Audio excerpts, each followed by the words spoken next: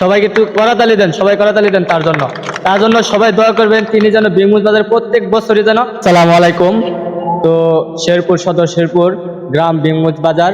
তো এই বাজারে ঈদ উপলক্ষে কিছু অনুষ্ঠানের আয়োজন করছে ছোট বড় এবং সবার জন্যই আনন্দ।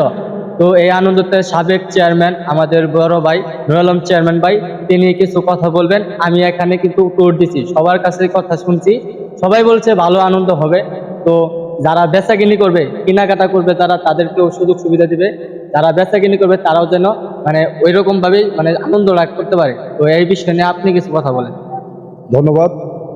আমি সর্বপ্রথম মহান আল্লাহ তাআলার কাছে কৃতজ্ঞতা স্বীকার করি এই জন্য যে আমাদের এই অঞ্চলের মানুষ দলমত নির্বিশেষে এই মেলার যারা আয়োজন করেছে তাদেরকে আমি ধন্যবাদ জানাই। তা এখানে আমি যতটুকু জেনেছি, আজকে আসলাম হুট করে এখানে দেখার জন্য আসলাম। শেরপুর থেকে আসার পরে আমার খুব ভালো লাগতেছে যে এখানে গ্রামীণ পরিবেশে এখানে ঈদ পূর্ণমিলনীর যে একটা অনুষ্ঠানের আয়োজন তারা করেছে। যে যারা এখানের উদ্যোক্তা, যারা এখানের ব্যবস্থাপক, তাদেরকে আমি ধন্যবাদ জানাই। পাশাপাশি তাদেরকেও আমি অনুরোধ জানাই যেন আমাদের এই অঞ্চলের মানুষজন এই মেলায় আসবে, তাদের যেন সুশৃঙ্খলভাবে তারা এই মেলা উদযাপনটা খুব সুন্দরভাবে তারা উপভোগ করতে পারে।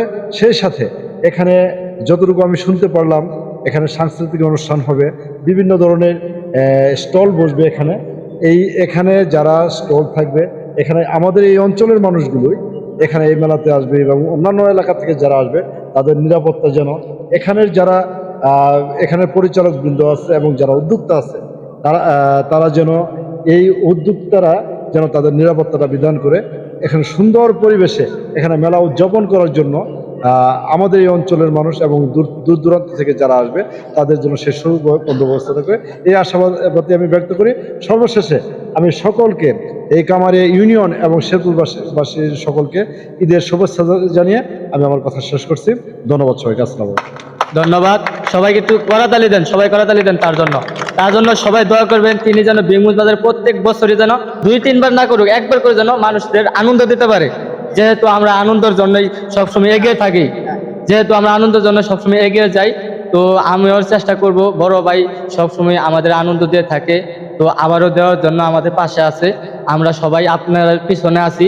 অবশ্যই আপনি চিন্তা করবেন না, আপনার জন্য দোয়া সবসময় আমাদের কাছ থেকে পাবেন ইনশাল্লাহ। তো যাই হোক, সবাইকে ধন্যবাদ। আসসালামু আলাইকুম।